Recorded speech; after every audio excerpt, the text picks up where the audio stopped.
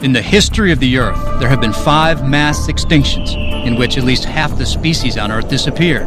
They were caused by natural disasters, massive volcanic eruptions, rapid climate change, meteors hitting the Earth. Today, in the 21st century, we are in the midst of what scientists are calling the 6th extinction. And for the first time, it is being caused by a single species, us. When one species proliferates beyond any other, ultimately it sort of knocks out its own life support systems and it collapses. And in a way, that's what we're doing at every level around the world.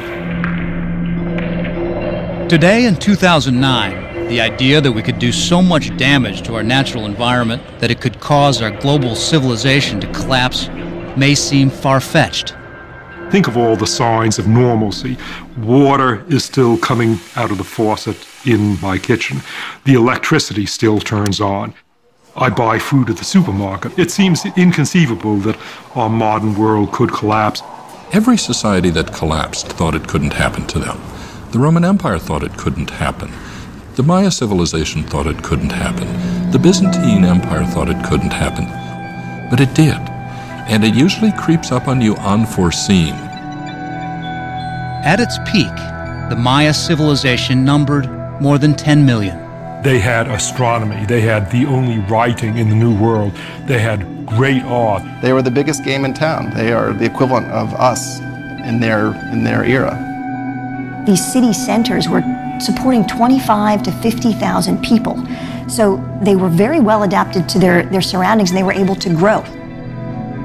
But they grew too much and exhausted their resources.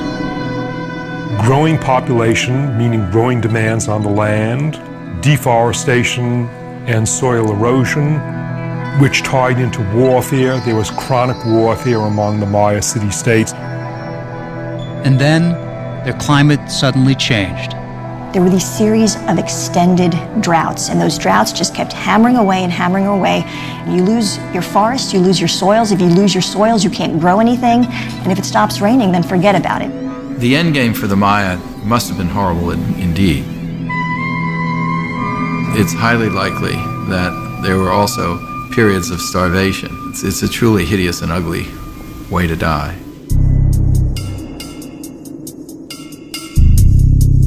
The Roman Empire faced many of the same problems that we face today. It was kind of a precursor of our globalized economy. In just a few short centuries, Rome built an empire that stretched across 3 continents. As it expanded, the requirements for simply feeding its cities and feeding its army became so large that the empire couldn't generate enough food energy, enough grain, to adequately meet all its obligations. So there was a constant fiscal crisis and financial crisis. As resources ran out, their empire collapsed. The city of Rome itself went from 1 million people down to perhaps 30,000, and that was the largest city in Western Europe at the time. Civilizations in the past have lost the fight. I mean, they have collapsed as a result of the inability to deal with several different events going on at once. And so, I think the takeaway is that honestly, we're not that special. Easter Island, one of the most remote places in the world. It's hard to imagine that a civilization once thrived on such a barren island, but it didn't always look like this. Easter Island used to be covered by a forest of dozens of tree species, including the biggest palm tree in the world. But as their population grew, so too did their demand for wood. As they gradually cut down more and more trees, the trees didn't grow back rapidly enough to replace the trees that were being cut down. So sometime in the 1600s, the last tree was cut down. You saw all of the classic signatures of collapse. The population plummeted, there was starvation, and essentially they turned to cannibalism. The question is, what was that person on Easter Island thinking when they chopped down the last tree? The pattern is clear.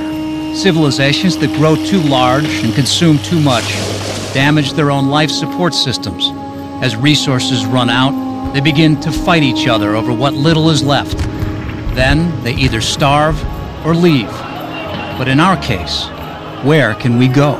I think Easter Island is the perfect metaphor because it's this small, fragile island sitting within the Pacific Ocean It's very remote, and it no longer was able to sustain the population that lived there. It's no different than Earth being this small planet in a vast galaxy.